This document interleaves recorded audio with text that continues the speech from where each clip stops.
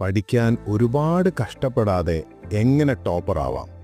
ആ രഹസ്യങ്ങൾ എന്താണെന്ന് നമുക്ക് നോക്കാം. അപ്പോൾ കേട്ടിട്ടില്ലേ, ഒരുപാട് മണിക്കൂർ കുത്തിയിരുന്ന് പഠിക്കുന്നവരല്ല, എങ്ങനെ പഠിക്കണമെന്ന് കറക്റ്റായിട്ട് അറിയുന്നവരാണ് ശരിക്കും പരീക്ഷയിൽ ജയിക്കുന്നത്. ഇത് വെറും ബുദ്ധിയുടെ കാര്യമല്ല കേട്ടോ, ശരിയായ ടെക്നിക്സ്, അതാണ് പ്രധാനം. അതെങ്ങനെയാണെന്ന് നോക്കിയാലോ. ഒന്നാമത്തെ കാര്യം, ചിന്താഗതിയൊന്ന് തിരിച്ചിടണം. റിവേഴ്സൽ മൈൻഡ് സെറ്റ് എന്ന് പറയും. അതായത് എന്തൊക്കെ പഠിക്കണമെന്ന് തലപുകയ്ക്കുന്നതിന് പകരം ആലോചിക്ക്, പരീക്ഷയ്ക്ക് എന്തായിരിക്കും വരിക, ചോദ്യം എങ്ങനെ വരും, ഇത് മനസ്സിലാക്കി അവിടുന്ന് പുറകോട്ട് പഠിക്കാൻ പ്ലാൻ ചെയ്യുക. അപ്പോൾ പഠനത്തിനൊരു ലക്ഷ്യമുണ്ടാവും അല്ലേ. രണ്ടാമത്, ഓർത്തെടുക്കാൻ പഠിക്കണം. ആക്റ്റീവ് റീകോൾ, അതായത് നോട്ട്സ് ഇങ്ങനെ വെറുതെ മറിച്ചു നോക്കി വായിച്ചുകൊണ്ടിരിക്കാതെ പുസ്തകം അടച്ചു വെച്ചിട്ട് പഠിച്ചത് ഓർത്തെടുക്കാൻ നോക്കണം. മനസ്സിൽ പറയാം, അല്ലെങ്കിൽ എഴുതി നോക്കാം.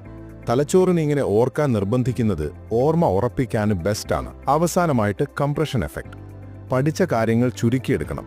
ഒരു ഉദാഹരണം പറയാം.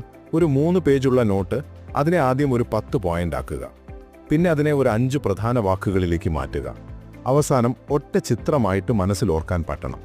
ഇങ്ങനെ ചെറുതാക്കുമ്പോൾ തലച്ചോറിന് ഓർക്കാനും കാര്യങ്ങൾ ലിങ്ക് ചെയ്യാനും എളുപ്പമാവും. അപ്പോൾ ഈ ടെക്നിക്സൊക്കെ ഉപയോഗിച്ച് നോക്കൂ. വെറുതെ സമയം കളയാതെ കുറഞ്ഞ നേരം കൊണ്ട് പഠിച്ചു മിടുക്കരാവാം.